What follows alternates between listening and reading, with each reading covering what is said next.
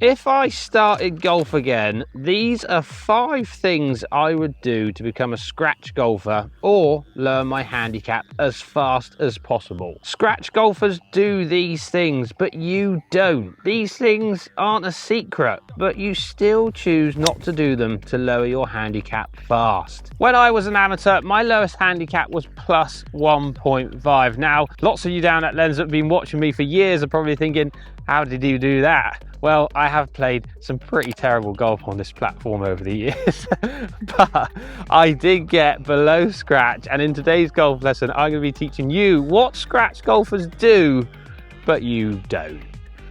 Sometimes it isn't as simple as do this with your swing and you will lower your scores. This one golf tip will transform your golf swing. This 2-second golf tip will add 40 yards to your golf drives. It's about learning how to score. Lots of amateur golfers look at better golfers and think, whoa, they hit the golf ball such a long way. They're able to move the ball both ways in the air. They hit these low, sexy, checky spinners that stop right by the hole. But in reality, good golf isn't flashy, it's boring, and it's about keeping high numbers off your scorecard. So my first tip that scratch golfers do is get good at one shot shape. You watch the best players in the world, they'll be doing the same. They'll be hitting one shot shape. DJ, power fade. Jon Rahm, power fade. Scotty Scheffler, power fade.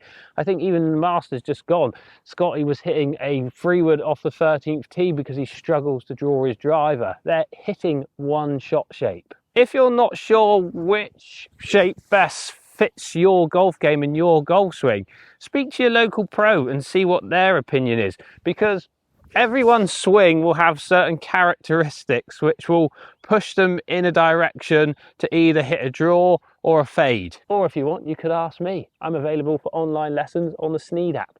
Link in the description down below. And once you've worked out which shape best suits your golf swing, practice it, get good at it, and learn how to play with it on the golf course.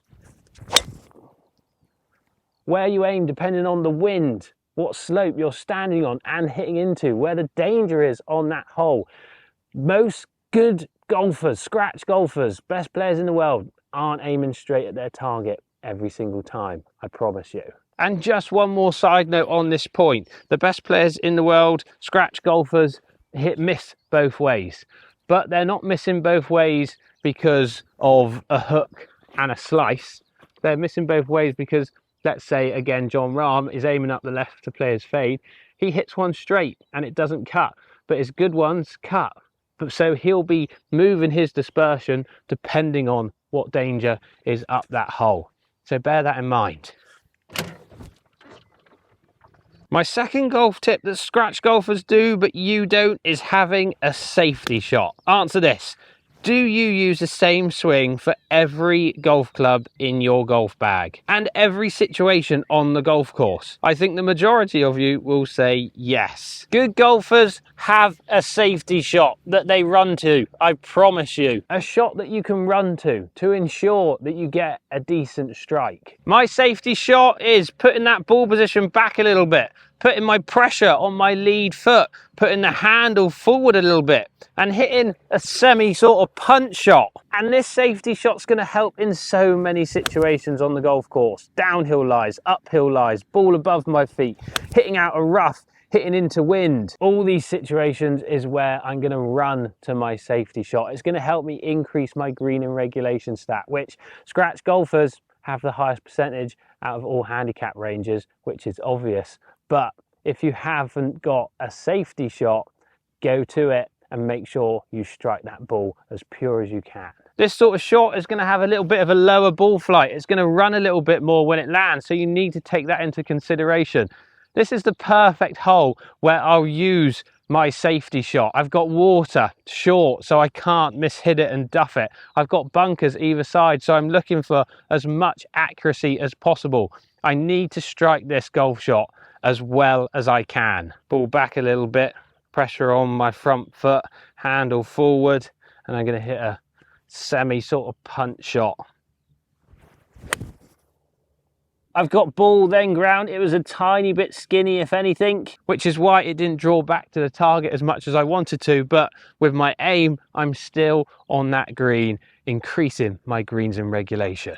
Find yourself a safety shot. My third golf tip that scratch golfers do but you don't is just getting the ball on the green. Having a putt is better than having a second chip. Unfortunately, I've short-sighted myself after my approach shot here. How often does this happen to you? You're too cute with your first chip and leave yourself another one. Stop trying to be a hero and get that ball as close as possible. Just get it on the green. I know you've missed the green and you want to get up and down, but you've got more chance of holding a putt than a second chip. And you definitely have more chance of getting it down in a couple of putts than a chip and putt again. My fourth golf tip that scratch golfers do is they never three putt.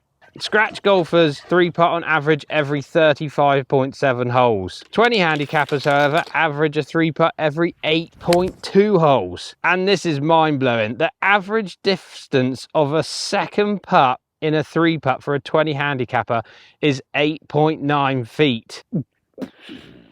You need to get better at distance control with your putter. It takes time and practice. It takes visualization and it takes understanding of green reading. Find a system that works for you. I'm constantly using my feet and what I'm feeling through them on the greens. I'm using them to understand slope. I'm using them to understand how far my putts are. Another little tip, I always try and finish high of the hole because anything missing low is going to end up missing further and further away than missing high. And when you get over 20 feet, think about how close you can get your putt rather than holding it. This will reduce your number of three putts. And also, if you get it as close as possible, I promise you, some of them will start to drop anyway. My fifth tip scratch golfers do, but you don't, is play a lot and practice a lot. If you play once or twice a month and don't practice, good luck getting your scores to come down. Now, if you do play every week and practice every week and your scores are still not coming down, you need to dive a little deeper. Are you practicing the right areas of your game? Do you need something in your golf game to take you to that next level? Collecting stats might be the answer to help you understand your game more. Generally, if you have to dive deeper to find out how to get better, more distance is usually the answer. Before I leave you, I've got a few bonus tips for you. You've got to have a good pre-shot routine. It's the same every time. Same bag placement next to your ball. Same distance check-in with your rangefinders or your GPS.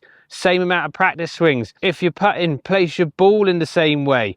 Get a good pre-shot routine. And finally, scratch golfers understand how to manage expectations. They know that they're not going to stiff every chip and pitch shot. They know they're not going to hit every green and hole every putt. They're able to manage expectations, and on their off days they've got weapons in other areas of their game. If their driving's off, they've got a good recovery. If their recovery's off, they're hitting enough greens.